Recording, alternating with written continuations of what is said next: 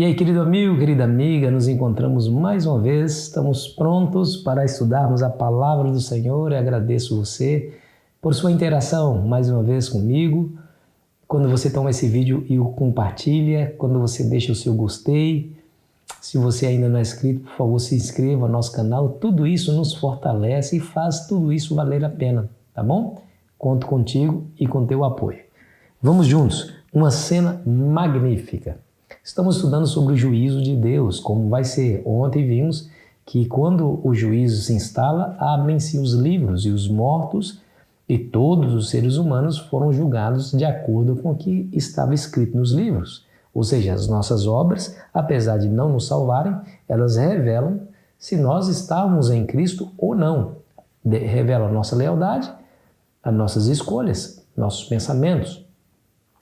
E hoje nós vamos ver essa cena. Essa cena foi mostrada para Daniel. No capítulo 7, nós vamos ver essa cena. Cena extraordinária, maravilhosa. Você vê que interessante. Deus cumpre a sua promessa quando ele diz: Deus não fará coisa alguma sem antes revelar os seus segredos aos seus profetas. Lá em Amós 3, verso 7, nos diz isso.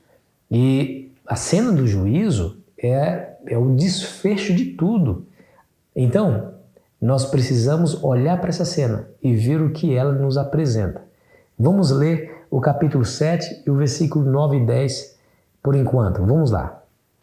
Continuei olhando até que foram postos uns tronos e o ancião de dias se assentou. Sua veste era branca como a neve e os cabelos da cabeça como a pura lã. O seu trono eram chamas de fogo e suas rodas eram fogo ardente. Um rio de fogo manava e saía diante dele, milhares e milhares o serviam. Miríades e miríades estavam diante dele, assentou-se o tribunal e abriram-se os livros. Bom, em primeiro lugar, quem são esses milhares e milhares, miríades e miríades que estavam na presença do ancião de dias? Perceba a descrição, que ele, diz a Bíblia que o seu trono era como chamas de fogo, e suas rodas como fogo ardente. Quem é de ser humano pecador que poderia estar nessa presença? Ninguém. Porque a Bíblia fala que a glória de Deus é chama consumidora, ele consome o pecador. Então o pecador em si, nós seres humanos, não estamos nessa cena. Esses milhares, esses miríades e miríades que estão na presença de Deus, são os representantes do universo inteiro, ou seja, Deus criou outros planetas além desse. Há pessoas que não caíram em pecado, mundos não caídos, e eles estão agora com total interesse nos assuntos dessa terra, ou seja, o universo inteiro dá uma pausa para presenciar esse grande julgamento, o julgamento de Deus em relação aos habitantes dessa terra.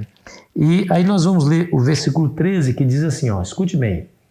Eu estava olhando nas minhas visões da noite, e eis que vinha com as nuvens do céu um como filho do homem, e dirigiu-se ao ancião de dias, e o fizeram chegar até ele.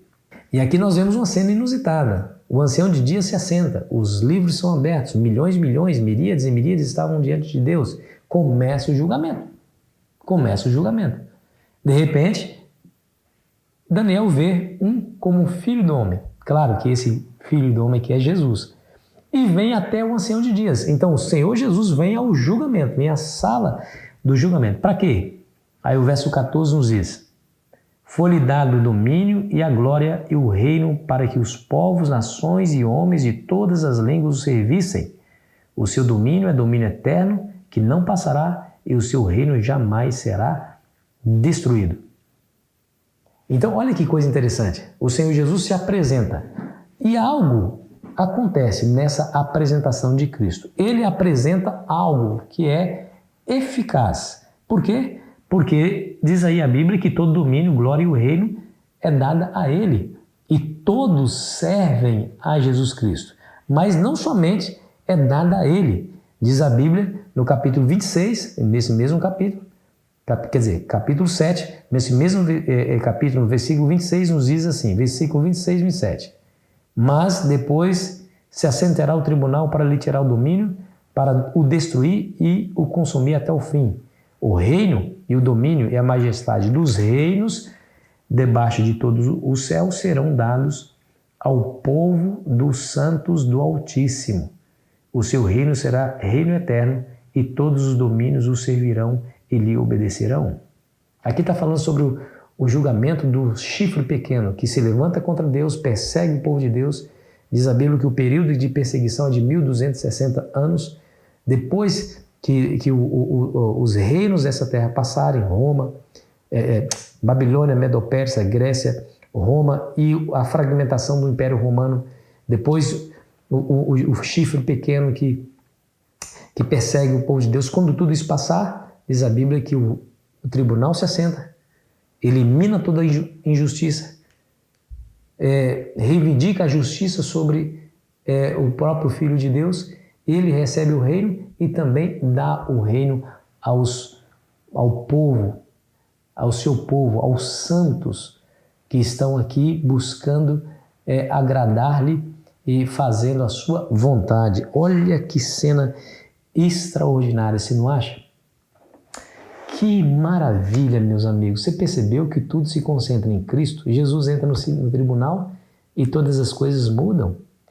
De injustiça passa a ter justiça. Os reinos desse mundo que perseguiram o povo de Deus, mataram o povo de Deus, torturaram os fiéis do Senhor, esses são desfeitos e o reino é entregue para Jesus e para aqueles que acreditam em Cristo. Justiça eterna, verdade eterna e o certo prevalece para sempre, para sempre. Essa é a boa notícia. A boa notícia é que termina muito bem para os fiéis revestidos da justiça de Cristo. Você não acha que essa é uma ótima notícia? Você não se alegra com isso? Independentemente que nós passemos por problemas, dificuldades, soframos aqui algumas injustiças, saiba que um dia a justiça será estabelecida definitivamente. Receberemos do Senhor Deus a vida eterna. E o reino também é nos dado. E nesse reino não há mais morte, tristeza, dor, lágrimas, sofrimento, medo, angústia, solidão. Todas as coisas serão refeitas e haveremos de viver felizes, eternamente felizes. Não haverá nada que se faça mal no reino de Deus, que nunca mais passará a outro reino. Que extraordinária notícia, tá vendo? Sem Jesus nós vamos para onde, hein? Certamente que para o céu não será.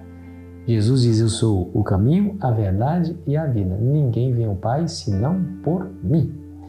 Acredite, Jesus intercede por você nesse julgamento infalível e Ele tem bons argumentos para lhe salvar, para lhe defender, para que você saia desse julgamento inocente ou inocentado pelo juízo de toda a terra. Vamos orar? Obrigado, Senhor Jesus, porque o Senhor nos ajuda e nos abençoa. Obrigado do fundo do nosso coração, porque temos em Ti a nossa esperança. O Senhor somente é a nossa esperança. E no Senhor colocamos a nossa confiança. A Sua intercessão é eficaz e todo suficiente.